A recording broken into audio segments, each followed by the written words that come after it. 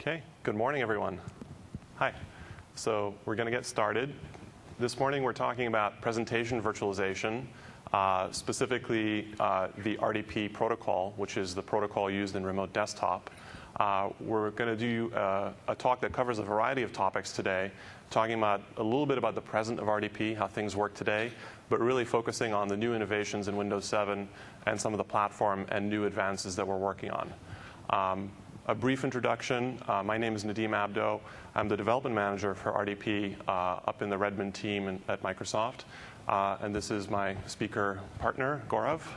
Hi, I'm Gaurav Daga.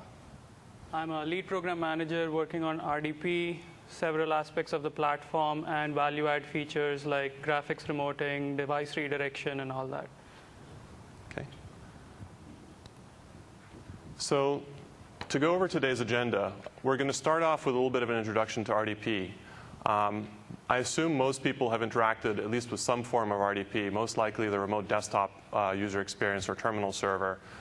We're also going to cover, though, other uses that RDP is used in that you may not necessarily have been aware of or realize that they're actually based on RDP. But we're quickly going to jump into the exciting stuff, what's new in Windows 7, where we have a lot of cool new innovations and a lot of advances in the graphics remoting area.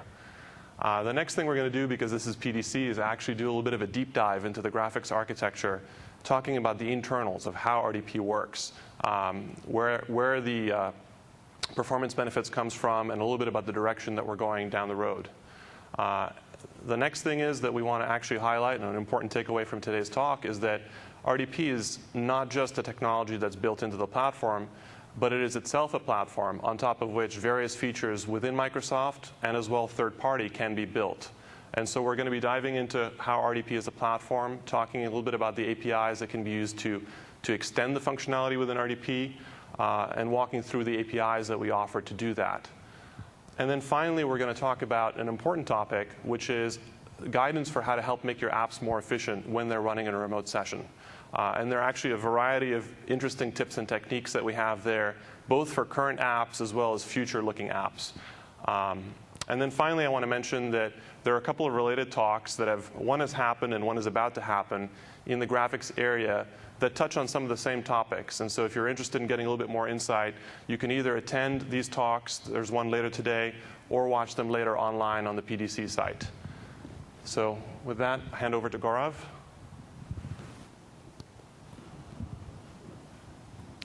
Thanks, Nadeem. So I'm going to go over what is the current state of RDP today as we have in released operating systems, namely Vista and Windows Server 2008. As most of us know, RDP is basically a binary protocol. It's a highly optimized client-server kind of protocol that is used for remoting the entire Windows experience. By Windows experience, we just don't mean graphics alone. We have the whole experience of connecting up devices, how you use it with your local desktop, how it seamlessly integrates with what you do and you're used to locally. Currently, RDP provides a great platform for very rich GDI application remoting. Office is a classic example. A lot of us are probably using things like Word, PowerPoint, Excel for years now over remote desktop.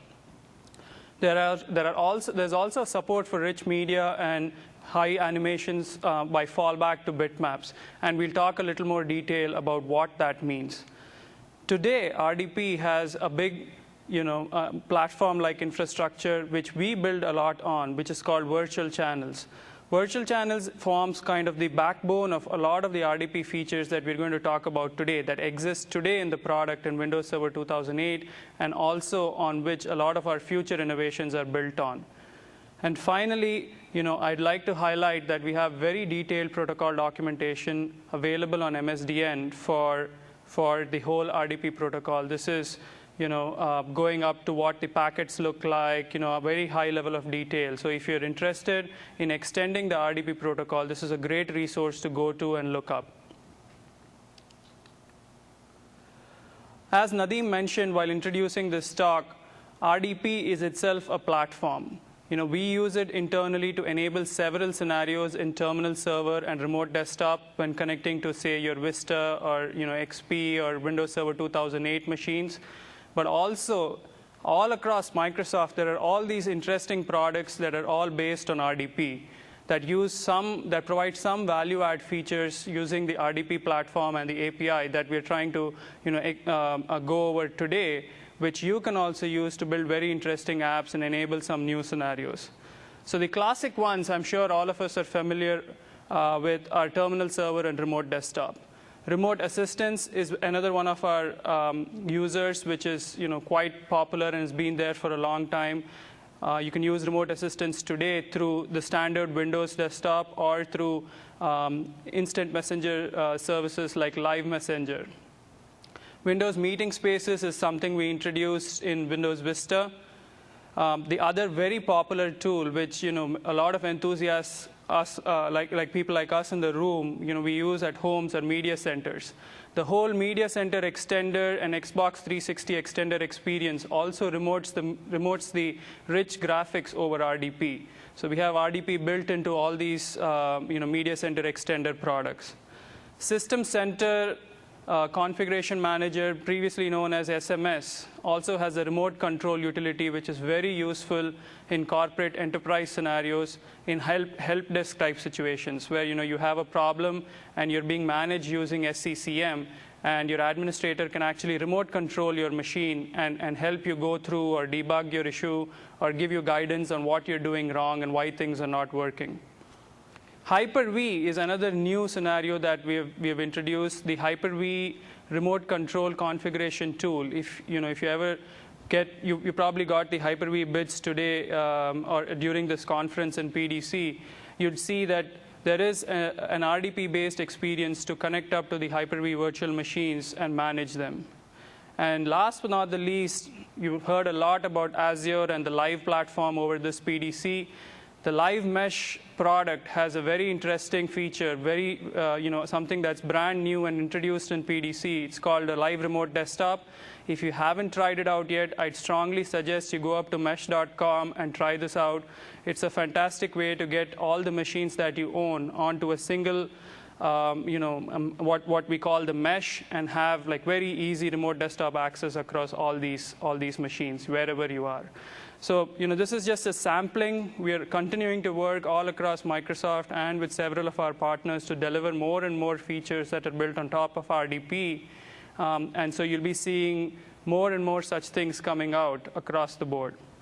I'm going to hand back to Nadeem to go over the overall RDP protocol structure and overview. OK. Thanks, Gaurav. So we're now diving deep into RDP. So this is our first looking at the overview of what the protocol structure looks like. And we go, as Gaurav mentioned, we go from this sort of high-level picture. We're going to dive a little bit deeper into the other architectural aspects of the system. If you're interested in more information, there is, as Gaurav also said, a very in-depth protocol documentation set up on the MSDN site. So you can just search for the RDP protocol up there. So conceptually, let's walk through some of these layers just to give a feel and an idea for how things work. Starting at the bottom, RDP sits on top of a variety of transports. Typically, you've probably experienced the TCP-type connectivity. But we also have introduced in the Windows Server 2008 timeframe a new transport called Terminal Server Gateway that offers great functionality of being able to connect to your terminal servers or your remote desktops in your corporation through the corporate firewall. It's similar to the technology used in Outlook, where there's an HTTP over RPC underlying transport that's used there to traverse the firewall. And so that's a really easy way to get connectivity without having to go to the level of complexity of setting up a full VPN-type deployment. And we also have other transports there. We list the Windows Live Tunnel. That actually is an internal name for the Mesh product. And so that's a transport that Microsoft provides using the Microsoft-hosted services, the Azure platform, that allows you to basically, using the mesh, connect your machine, again, using firewall traversal. And that also is something that is going to be coming out in the future.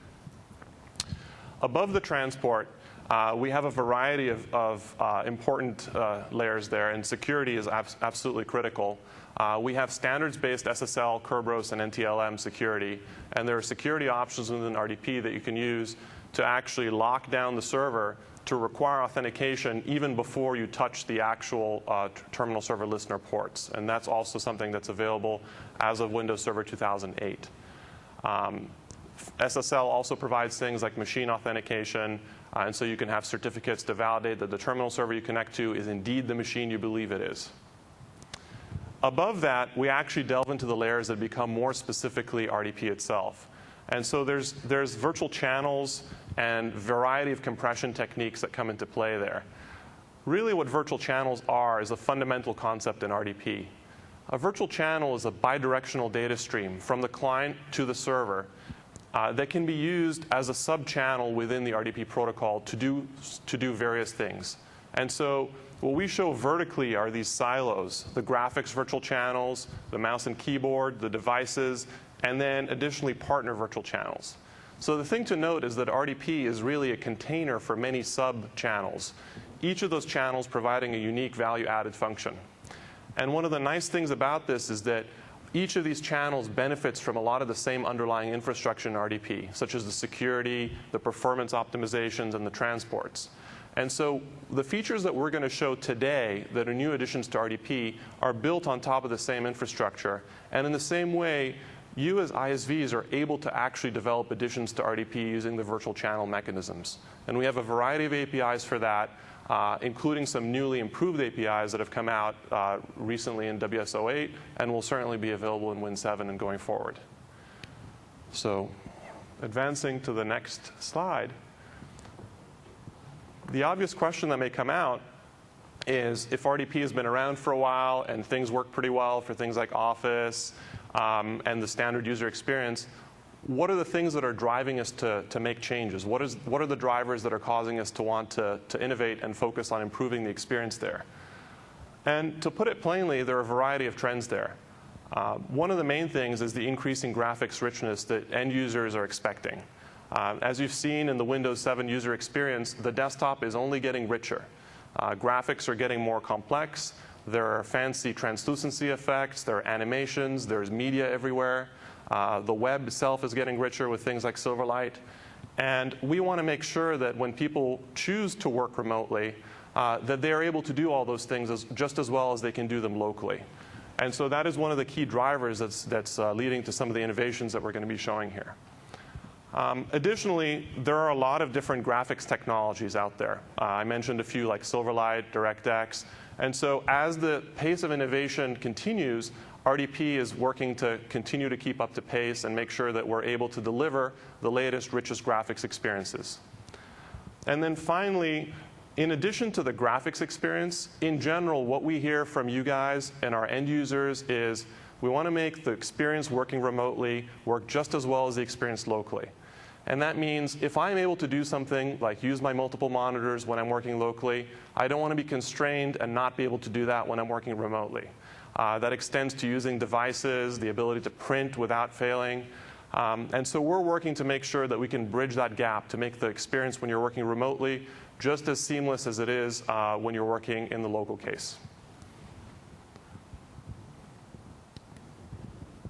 So we're now going to transition to the next area, which is what is actually new in Windows 7? What are the things that we're going to be demonstrating here today? Is actually just a subset of those things focused on some of the graphics areas. And so here's an overview of the new areas of improvements in RDP for Windows 7.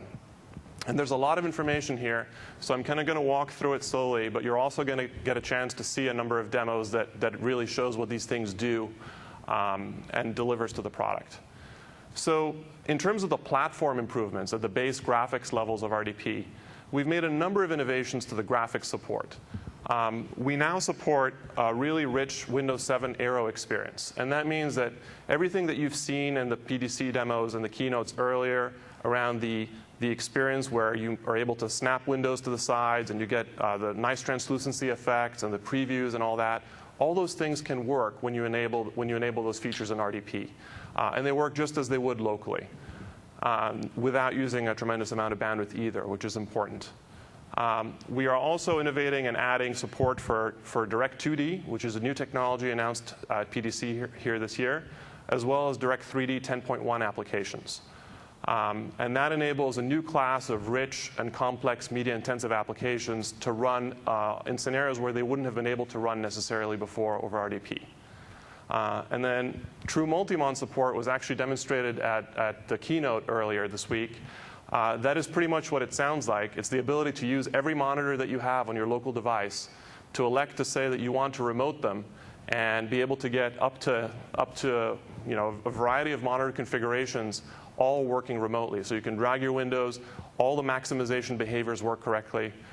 This is a significant improvement over the previous version of this feature that was in RDP that was called span mode, where you essentially were able to leverage a larger resolution, but not necessarily have all the semantics of full multimon. We continue on to the next row, core performance improvements. These are across the board. Every release, we work to make the graphics performance better, not just for the new scenarios, but for scenarios that were there before. And we actually have some data to show you, and there's actually going to be also a white paper posted to the Microsoft.com site with actual scenarios and measurements that show that improvement. And then I'm pleased to introduce that we're announcing multimedia support to RDP. So a long-running feature that we've wanted to add is the ability to actually get high-quality media experiences. That's audio and video playing in Windows Media Player with a really rich, smooth experience and not using a lot of server load and reducing the bandwidth needed as compared to the previous releases. And then finally, on the lower row, we've continued to make investments in our audio streaming solutions. So we've improved the quality of the audio experience to help with scenarios like communications. And we've introduced bidirectional audio so that you can actually use microphone devices, also for communication type scenarios. So with that, we're actually going to switch to our first demos to show you guys how all this stuff works. Thanks, Nadeem. So, I'm going to switch to my demo machines, but before I start off showing some of these features, I want to explain what we are trying to do overall here. As most of you probably know, as far as older versions of Windows Server go, there is a situation where you'd not be able to run several types of rich media applications on your server. One of the reasons is servers do not ship with DirectX compliant graphics card usually. I mean, usually you'd see servers that are either headless or ship with a basic VGA card. So one of the things that we're trying to do overall across the board in Windows 7 is introduce this concept of sending primitives or commands over from the client, over from the server to the client, and execute them on the graphics hardware that is available on the client. And largely, you'll see at least DirectX 9 graphics hardware shipping Windows 7 or Vista desktops these days in the market. The other key thing to note is that even when you're running virtual machines today, Hyper-V or virtual PC-based virtual machines come with basic graphics hardware support that do not really do well for DirectX content. So applying this principle, what we can do is, when you're even connecting to virtual machines, you're going to be able to run these rich media applications, rich DirectX, Direct2D kind of applications, and have them remoted and sitting at your local desktops, get that immersive experience. So what I have here is a Windows 7 desktop. And I'm going to launch my remote desktop connection and connect up to a Windows 7 or Windows Server 2008 R2 terminal server. So I do have the terminal server role installed already on my remote machine. So this is the new client experience. You'd see, if you've been doing remote desktops over the years, you'd see some improvements in the connection experience too. And now, in the remote machine, I'm going to first demo some of the DirectX and Direct2D graphics applications. Another important point to note here is the graphics guys, as you heard in the keynote and probably in a few sessions that they've had, have introduced a whole new range of DirectX family of API in Windows 7. And we're very pleased to announce that everything that they have introduced in the local case, we have worked with them to actually have it efficiently remoted over over remote desktop. So Direct2D, which is the new 2D API, just works fine over in the remote desktop case. and also a new API translation layer that they have introduced called DirectX 10 on 9, which essentially allows you to run DirectX 10 or 10.1 applications on 9 hardware, is also being remoted very efficiently. Actually, in this demo setup, my client is an HP 6400 box, which is running an ATI DirectX 9 card. So I'm actually doing 10 on 9 remoting when I'm doing these demos. It's not just pure 10 API remoting. So let's start off with a simple kind of test Direct 2D application. This is basically one of our sample apps that we wrote. It's running over remote desktop, and again, Direct 2D is inherently signed up to do 10 on 9. So if a Direct 2D app finds a 10 card, it's going to be able to do 10 remoting. If it finds a 9 card, it automatically falls back and does 10 on 9 remoting. This is built into the API, and we are remoting that experience completely. I'm going to switch over and now run something that a lot of us are very familiar with. This is a DirectX Pac-Man game. Again, a sample app that we are attempting to show off the whole local and remote experience. As you can see, this is, this has 3D transitions. It's actually an app that is using both Direct 3D and Direct 2D API. It's written using the new Windows 7 DirectX 10.1 API. And if you see some of the messaging that we have on MSDN, you're going to see that by signing up to use these API, you're essentially automatically getting the remote experiences for free. So once you use DXGI 1.1 and DirectX 10.1, which is introduced in Windows 7, you basically have guidance to how to test apps over a remote session and make sure that they work smoothly even over remote desktop. The last thing I'm going to show to you is our new multimedia and audio-video sync capabilities. Can we have the volume up, please, a little? So I have here, a really cool 1080p video, high-def video that's running over our new multimedia Windows Media Player streaming pipeline that we remote over RDP. And you'll see that the audio-video sync is pretty good, and the experience is fairly smooth.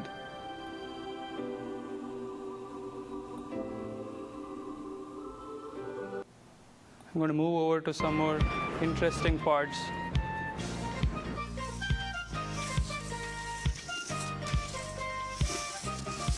The one other thing I want to show while this is playing is our resource utilization on the server, right? One of the things, if you've used terminal server in the past, you'd notice is that if, say, 10 or 15 users start playing videos simultaneously on your terminal server, you're essentially going to end up with a host terminal server. The scalability is not that great because we're using a lot of CPU resources. Now, if you see here, for children of all ages, this is our CPU usage. Essentially, very minimal. It's a 4-core server. And if I go to network bandwidth, this is over a 1 gigabit network, but essentially we're using just 1% of the network. Of course, this is one session, but even with multiple sessions, you can imagine how good this is going to be overall.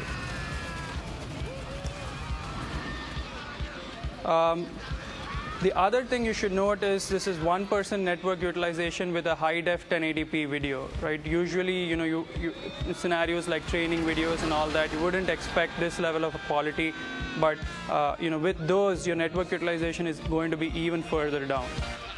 So this is essentially it, kind of a sample of all the new features that we are introducing in Windows 7 Remote Desktop Protocol. I'm going to hand it back to Nadeem to do more of a deep dive on the RDP protocol and continue with some other details on the architecture.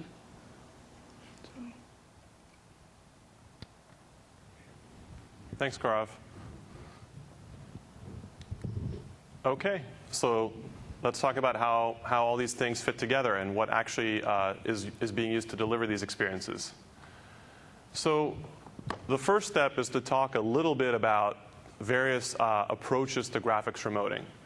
And essentially, one way to partition the space is to think about it as either rendering the graphics on the host or the server, or otherwise rendering the graphics on the client.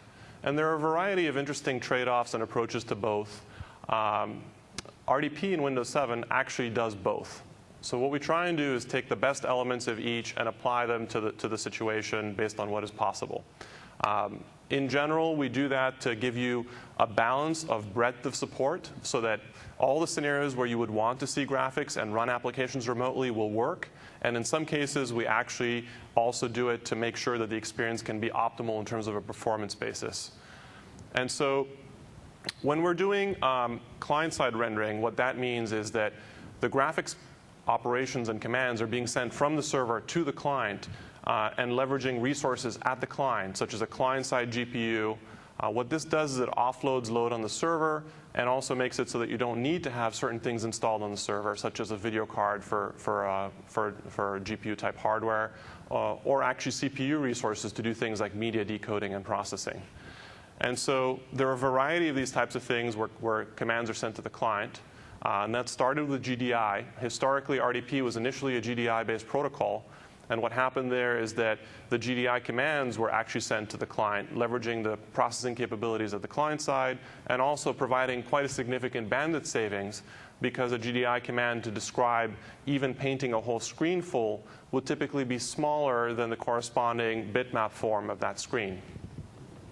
At the same time, RDP also has, and will continue to have, very efficient techniques for rendering on the host, and effectively can balance dynamically between these two things depending on the type of application or the scenario.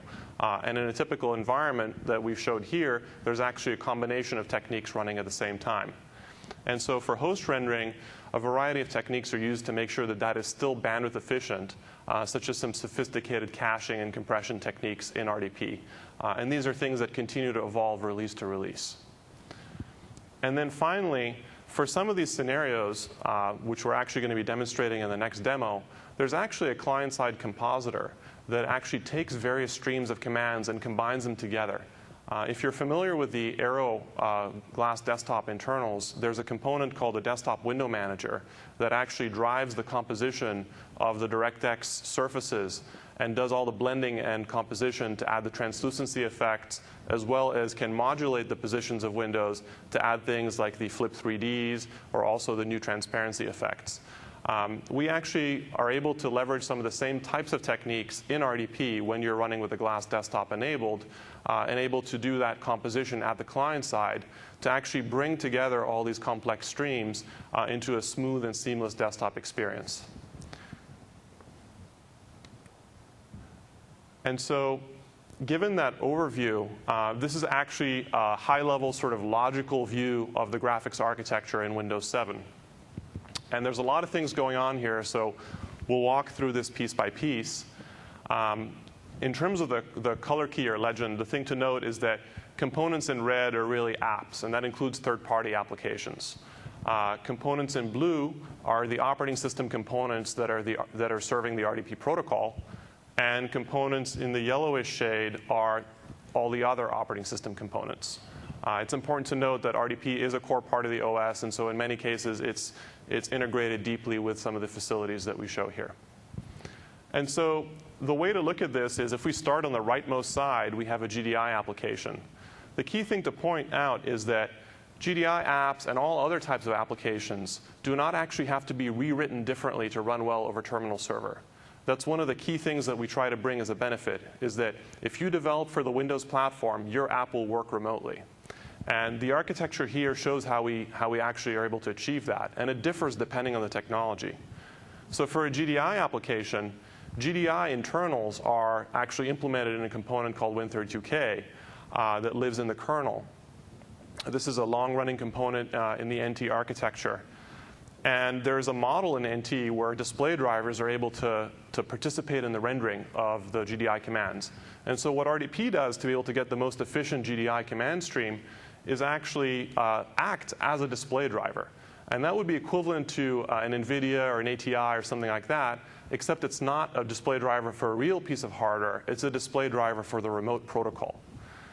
And so we actually have the RDPDD display driver, and a display driver stack that follows that, also in kernel, that participates in all the rendering operations and takes the rendering commands from the graphics stream, produces a remote protocol for it, does all the optimizations, the caching, the compression, the security, and then finally emits it to a transport down the wire. And so that's that rightmost silo, the GDI. All the things on the left are the new additions that we showed in the earlier demos. And so they also fit into the same architecture, plugging into the display driver stack, but they leverage the virtual channel facilities. And so what you have is a variety of applications sitting on top of a DirectX stack or the media applications.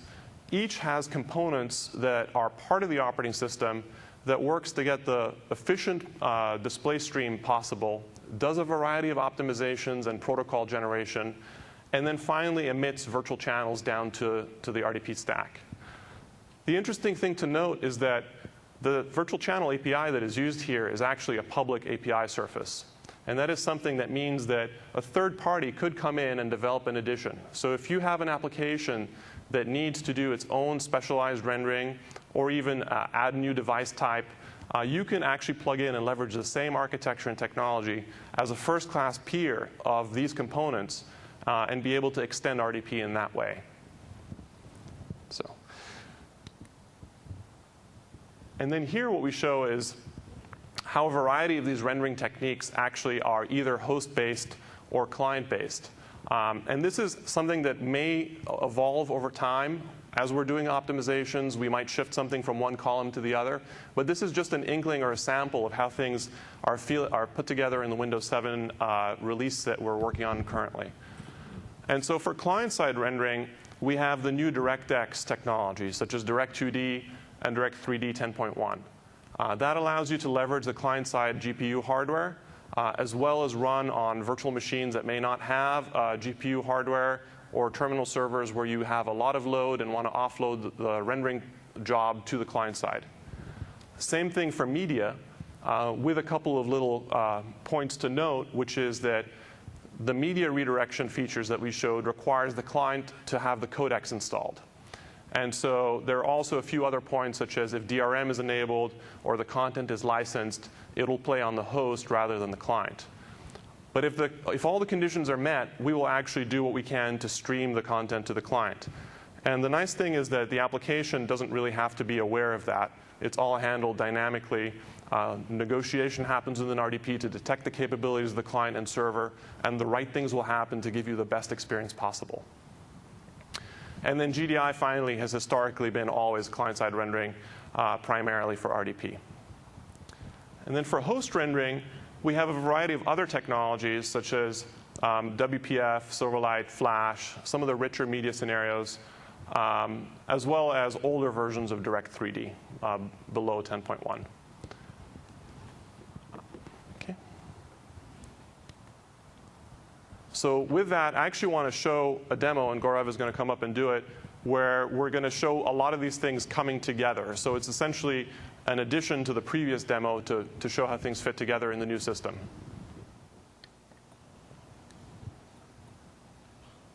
All right, so we're back on our Windows 7 client operating system.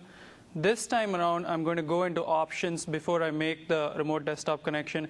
By the way, you guys are always making remote desktop connections. We have a lot of rich features in these options, so go check them out. This is a shameless plug, but really, there are a lot of things that you can do here that we are not very well exposed.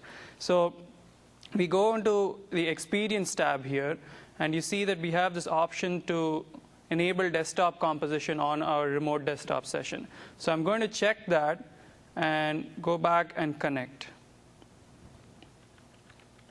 And while this is connecting, right, one of the things I learned from our media guys over in Windows is that they claim that apparently it's going to be very difficult to have any content in Windows Media Player today that will require an external codec for you to be downloaded. So most of the stuff, even though our media remoting requirement is to have client and server both having matching codecs, you're going to end up with most codecs in box. And so there's going to be very few cases where you have to go and download codecs from outside, especially in Windows 7.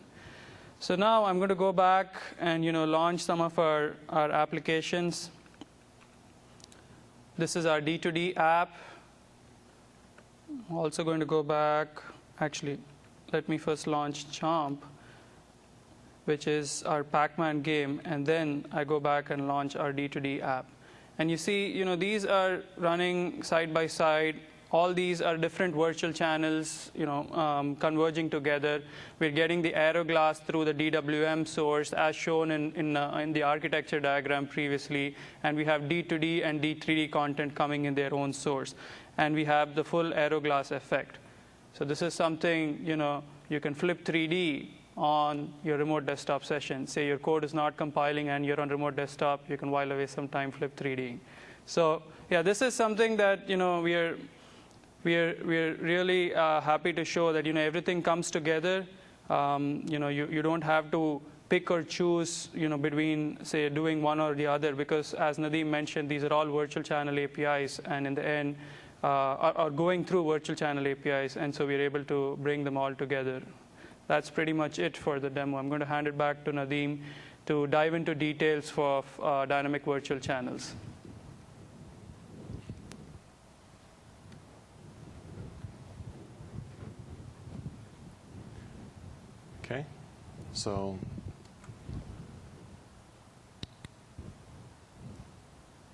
Okay, so before we dive into the VC programming stuff, I actually do want to spend a little bit of time talking about RDP for existing technologies. So if you already have RDP deployed and you're running things like a GDI application or even current applications, one of the things to note is that over time, RDP has always been improving release to release in terms of its performance characteristics. And that's because of the continued investment that we make to improve that experience. This is just one sample. I'm going to show another one also that will be in more detail in a white paper that will be up on the Microsoft.com terminal server site shortly. And so basically, what we're showing here is the bandwidth in kilobits per second for a scenario. And what we do is we measure real end-to-end end-user scenarios. We call this one Executive PPT. What it is a PowerPoint deck similar to the Keynote decks that you've seen. So something that is animation heavy. There isn't necessarily video in it, but there are transitions, there are rich graphics.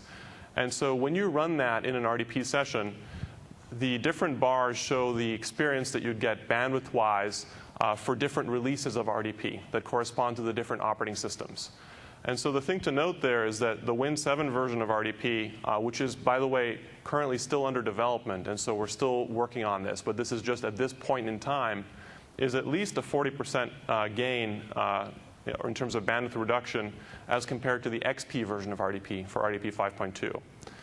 And this is significant because it means that you're able to run the same scenario with less bandwidth, get a better experience when you're in low bandwidth, or even when you have high bandwidth. If you have a terminal server with a lot of users, the bandwidth cost may not seem like a lot for a single user, but multiplied by hundreds of users, this actually does add up significantly. And with RDP, we offer the ability to get the latest client when the new OS ships and install it on some of the lower level OSs. And so you'd be able to get this experience from a current operating system just by connecting up to Win 7 or Windows Server 2008 R2 with the latest client. The next slide shows similar gain for other scenarios, a very important one being typing and scrolling.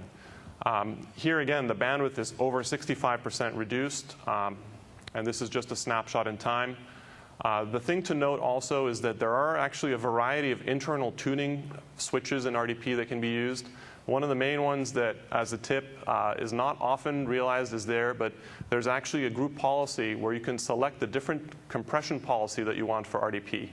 And so you can either optimize to tune for scalability of your server, in which case we won't compress as efficiently as we could in order to reduce CPU load. Or you can actually elect, if you have an environment where you have enough CPU headroom but are more bandwidth constrained, to select to optimize for network bandwidth. And then in that case, we'll reduce the bandwidth over 30, 40%. And this actually is showing that right there. So again, key point, the bandwidth and the experience improves not just for the new features and scenarios like Direct 3D, Direct 2D, and media, but the existing scenarios will all get improvements as well. And so now we're actually going to transition to the more dev-centric side in terms of platform usage of RDP. So we're going to be talking about how to extend RDP and specifically walking through APIs. So to start with, let's give a brief overview of the different classes of APIs that we have in the RDP platform. The very first one is the Dynamic Virtual Channel API. This API here is the latest incarnation of the APIs used to write virtual channels both on the client and server side.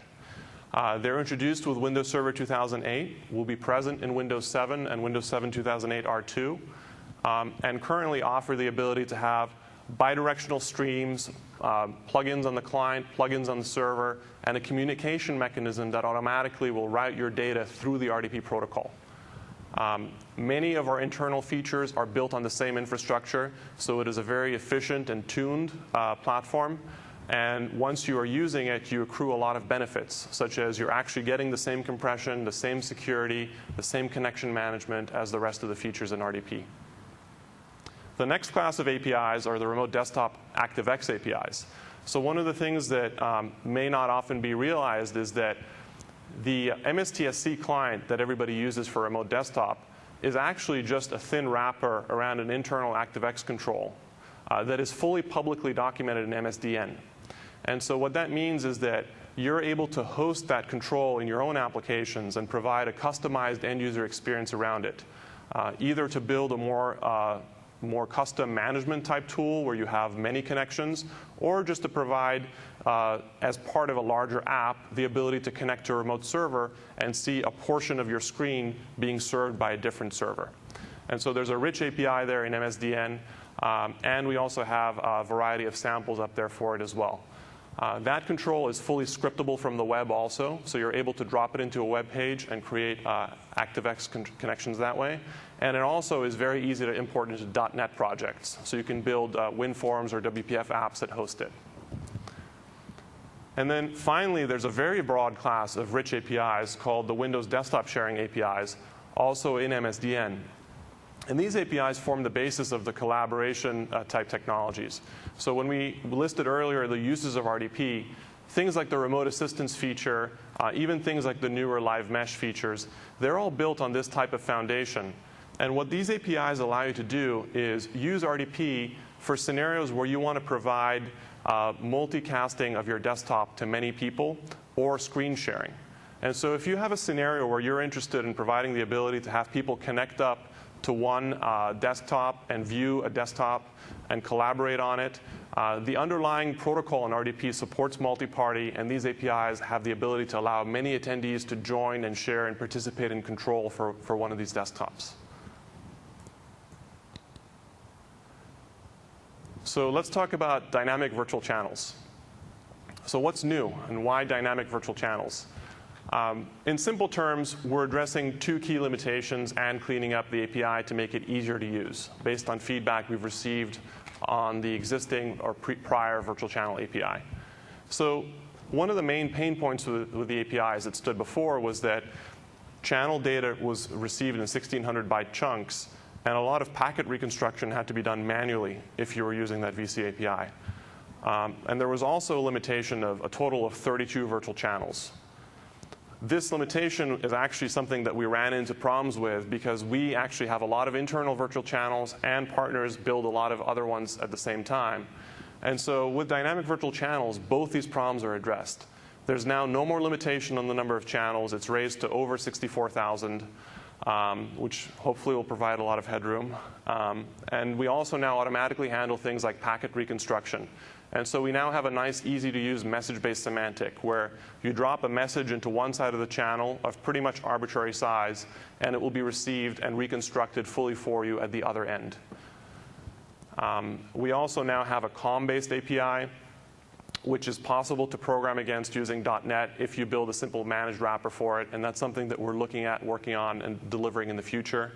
And we also have simpler and easier-to-use semantics for it. So to give a brief overview of the feel of the API, and again, the API is a fairly sophisticated low-level thing, so if you want more information on it, I would definitely encourage you to visit the TS blog. We'll have a references slide at the end. where we have samples, and MSDN, where we have full documentation and actually a nice, easy-to-use sample for this API. So to give a flavor, though, on the server side, the way to open a channel is to use the WTS Virtual Channel OpenEX API. And I'm skipping a few points here with a ... just for space. But essentially, the key point is you pass in a flag saying, I want the channel to be dynamic, WTS channel option dynamic. And that is what enables you to now use a dynamic virtual channel as opposed to a prior channel that was limited in the fact that it was up to 32 channels at a time. So the next step is once you call virtual channel OpenEX, you get back a channel handle. That is a handle that is a terminal server API concept. You can then call WTS virtual channel query on that handle to extract various pieces of information. And one of the things that we allow you to extract is an actual underlying Win32 file handle. This is a file handle that is fully compatible and first-class citizen in the NT kernel, so you can do all the standard NT I/O operations on it, such as read file, write file, the use of completion ports. And so that makes your data I/O model really easy to use, and also gives you very high performance because you don't go through any layers. You go directly to the file handle. On the client side, things are a little bit different simply because on the server side, your API can be written and hosted in pretty much any process you want. But on the client side, your plugin has to be loaded by the terminal server client. So on the client side, you essentially are an add-in to the terminal server client. And the way to register yourself is simply to implement a COM object that implements this new IWTS plugin interface and register the class ID under that reg key. And don't worry if you don't remember all these details. All this is documented in their rich samples, so this is more to get a feel for how to use it. So once you create a WTS plugin and register it, when the client is loaded and makes a connection, you actually will get a chance to create a listener for virtual channels using a channel manager object that is exposed by the client. You get to create a listener with a given name and specify a callback to be called. This is similar to a sockets model where you're binding, listening, and accepting. You basically create an endpoint that will accept channel connections from the server and will be notified whenever the server opens new virtual channels to your endpoint. And that's step 3, where you get back a callback on new channel connection, P channel. So that P channel is a channel object that you can then hold on to and use to perform channel I/O. And that can be done with the write and on data received methods. They're fully asynchronous and thread safe as well, so you're able to spin up additional threads within your client if you want to do high performance I/O in the background. Okay, so finally we move on to the section about how to make your apps run more efficiently within terminal server. The basics are pretty logical to understand, which is that if you have expensive graphics operations, and expensive graphics operations can be things like large bitmaps or animations or effects that are not critical to the functioning of the app but might make it more cosmetically pleasing, one thing to consider is, if you are able to consider scaling those down when you're running in a remote session. Examples would be if you have a rich, large bitmap splash screen that loads, you might consider doing a simpler, less complex one if you're in a remote session. And so we provide a set of APIs, both in the managed world and the native world, to query if your session is remote. In the managed world, it's under the system windows.forms, where there's a value.terminal server session that will return true if you are in a TS session, false otherwise. And in Win32, there's a get system metrics call in the Win32 API that also will return true if you're running in a remote session. Something to consider that is important, though, is that session state is transient. And so you may not always be in a remote session. Your session may be reconnected to the local console, disconnected, and then reconnected remotely as a user goes home and makes a connection to the terminal server. And so there are also APIs, which for brevity I don't show up here, but they're fully documented in MSDN, where if you want to detect those conditions, you are able to, in your application, know when those transitions happen. And then finally, in terms of basics, consider using the tuning guidelines. The performance white paper will have information on some of those benefits. The GP that I mentioned is simply under the terminal server GP root under remote session experience, where you're able to optimize either for bandwidth or for scalability. And finally, test your applications remotely. Many of you may be writing applications that your users will be running in a remote environment. And so if you're able to test your applications remotely and make sure that there are no performance issues there, you'll be providing a better experience for the end user. So that's the basics. Let's dive a little bit deeper into the more hardcore details. So we're going to do this per class of application. So starting first with GDI applications. If you're writing a GDI app, these feedback points are extracted from sort of the common guidance based on questions that we've received over the past, either on our blog or to our attendees at conferences. I'm happy to, at the end, take further questions if you have, but these are sort of the ones that pop to the top. So in terms of off-screen surfaces, many GDI applications will use a technique called double buffering to avoid flickering and tearing while painting by creating a surface in the background, painting to that, and then copying that surface to the foreground. And we've often had the question as to whether that's an effective technique to use in terminal server or not. It actually is, with a certain caveat, which is that if you use a device-dependent, a DDB or a compatible bitmap, RDP will be able to accelerate the rendering to that surface.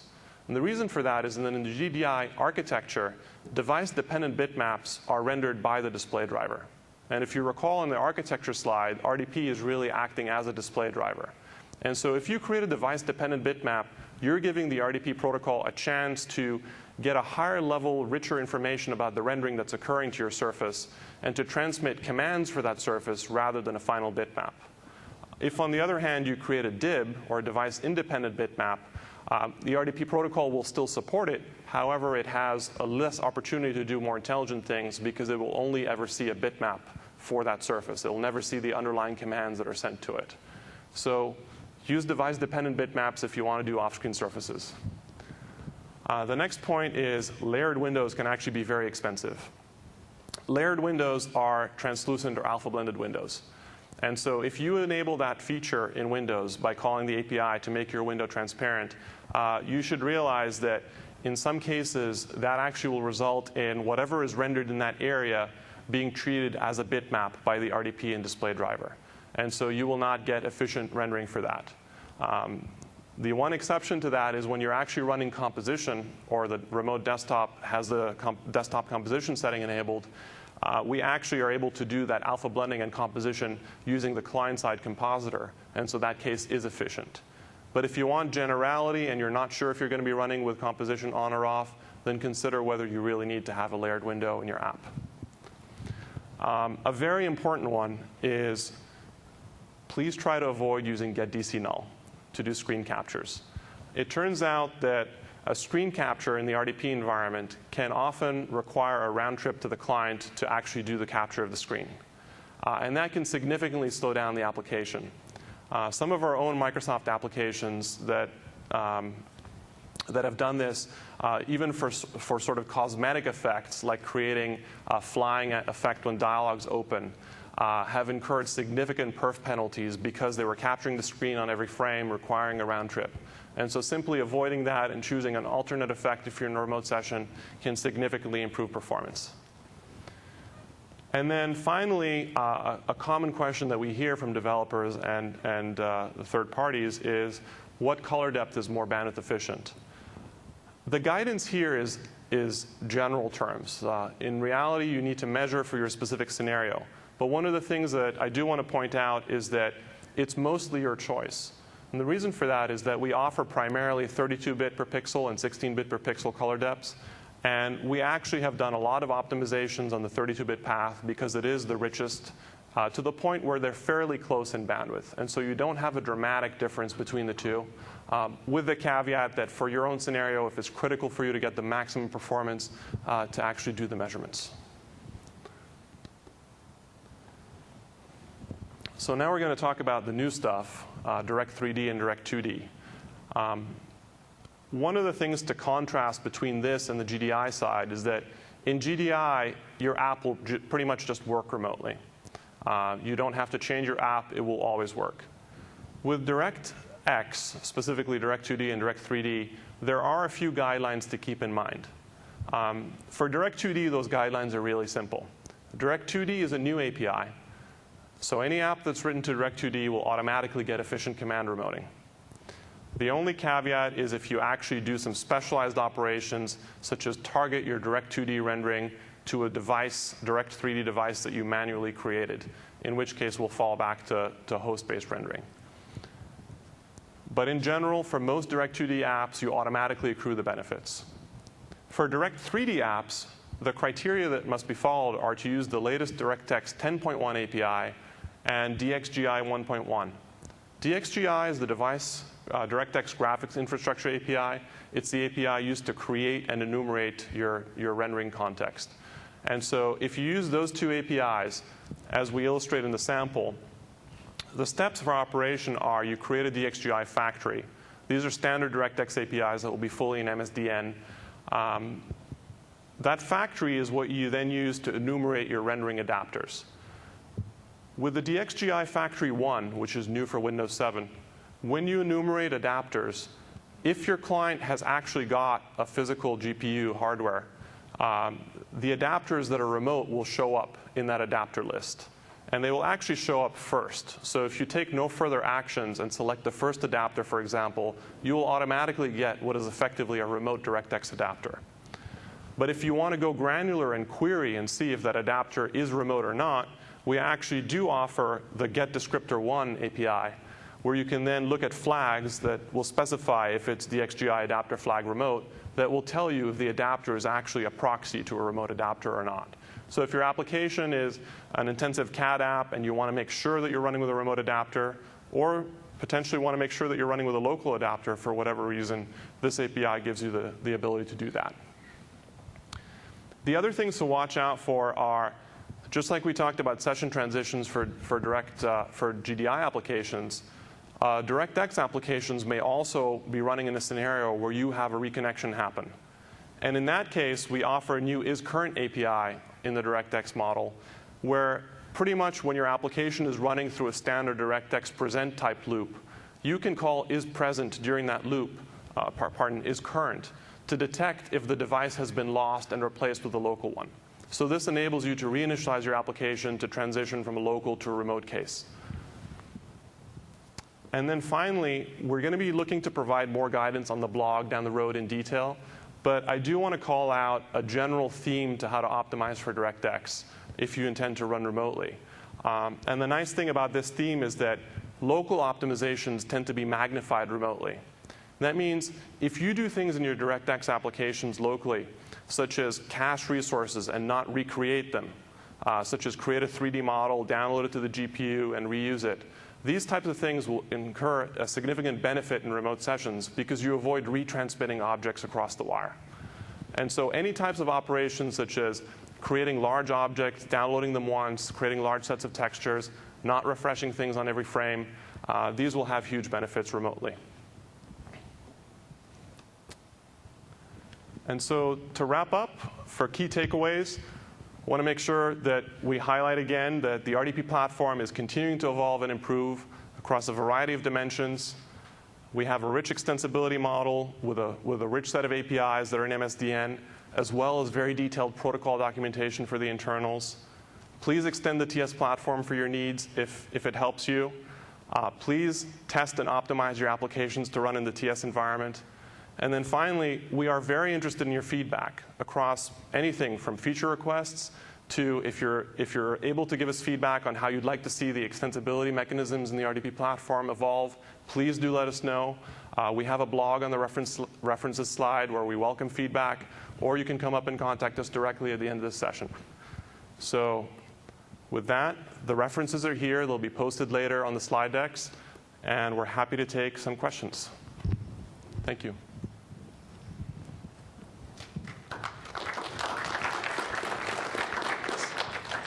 Hi. I have a question about the media. Why no WPF Silverlight Flash? Do you know that other application use other technique using the media? I'd like to say the client rendering is available for the Windows Media Player only. I'll repeat the question to make sure I understood it. The question was, why is WPF, Silverlight, and Flash using host-side rendering rather than client-side rendering? So as I said, these are things that we continue to evolve and tweak and tune over time. Some of them are just engineering staging. As we develop them, we have to work on one area first, and typically we work on the lower levels of the platform, so things like GDI and DirectX are foundational. Other things are built on top of them, and we expect over time we'll accrue those benefits. The important thing to note, though, is that Silverlight, Flash, and WPF do work in terminal service sessions.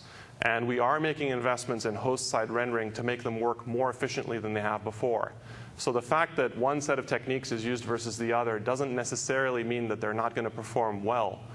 It just means that we are investing in both types of techniques over time. One more question.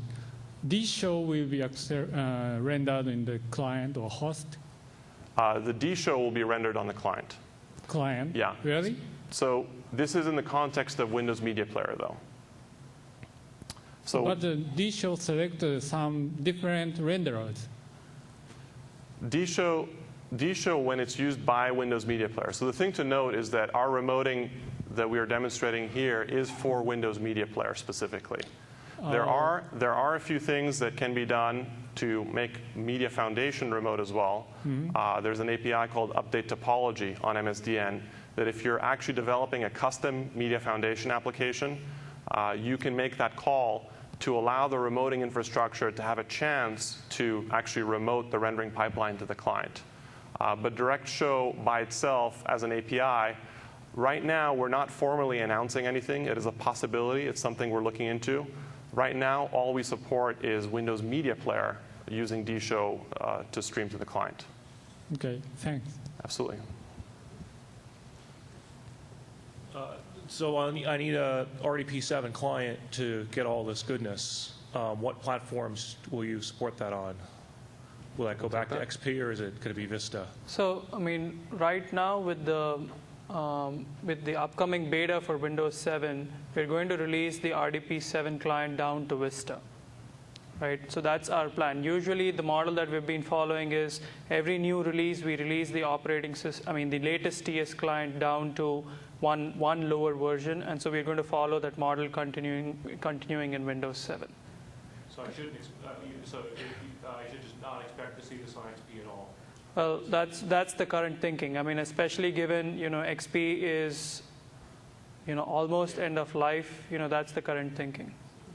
One thing to note, though, is that we always maintain compatibility. So your XP client will always be able to connect up. You just won't have every feature. And again, since you touched upon this, the other kind of thing to note is most of these new features are going to be available when you're connecting with the RDP 7 client from Vista. But there are a few exceptions. For example, DirectX remoting. Since we have worked closely with the DirectX runtime, and the DirectX runtime in Vista is different from the one that is in Win 7, that will not be available. However, media and the true multi-monitor support is going to be available when you connect up from Vista using the latest RDP client.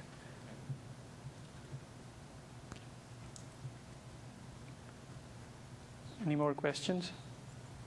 So there are a couple of things I want to point out. One is on the references slide, we have a link to our blog, which is a very useful resource for anything related to terminal server and RDP. We also have a special Connect program, Microsoft Connect program for TS App Compat. I'd strongly encourage you, if you want to know about more tips and tricks on what things work well, what don't work well. We touched here primarily on the graphics aspects of things because our talk was about graphics. There's a lot more detail in general on application development at this website with a white paper, a news group specifically focused on App Compat. And finally, the performance white paper that Nadeem mentioned during our talk is up right now live on Microsoft.com/TS. So, if you want to check out more detailed scenarios, what the various compression algorithms are and such, please look up the Microsoft.com/TS website and get the latest white paper. And please do fill out our evals. We really appreciate your feedback. anything that you want to tell us as an afterthought, once you post a comment or a note onto the TS blog, it comes directly to us, and we'll be more than happy to get in touch and respond over email. Thank you very much. Thank you.